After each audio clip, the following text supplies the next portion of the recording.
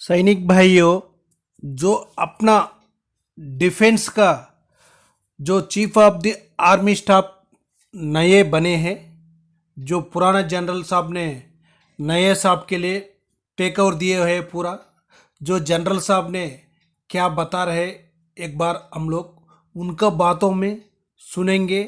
General साहब क्या बता रहे। आप सबको हार्दिक अभिनंदन और जय हिंद।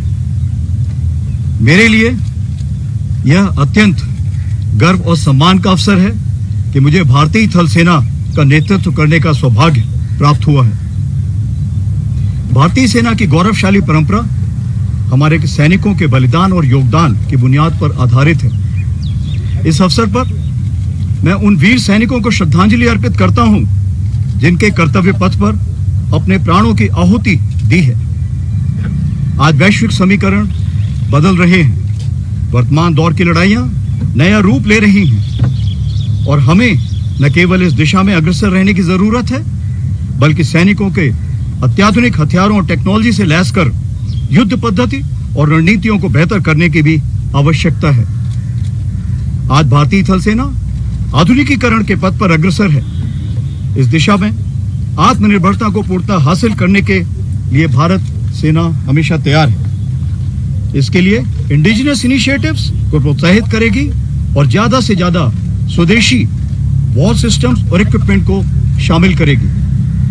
मेरा प्रयास रहेगा कि भारतीय थल सेना, नौसेना और वायुसेना तथा अन्य स्टेक होल्डर्स के संपूर्ण समन्वय से यानी सिनर्जी के साथ कॉन्फ्लिक्ट के फुल स्पेक्ट्रम में ऑपरेशंस के लिए सदैव तत्पर रहें। इससे भारत के राष्ट्र हितों को सुरक्षित किया जा सकेगा और हम विकसित भारत 2047 की दिशा में राष्ट्र निर्माण का एक प्रमुख स्तंभ बन सकेंगे।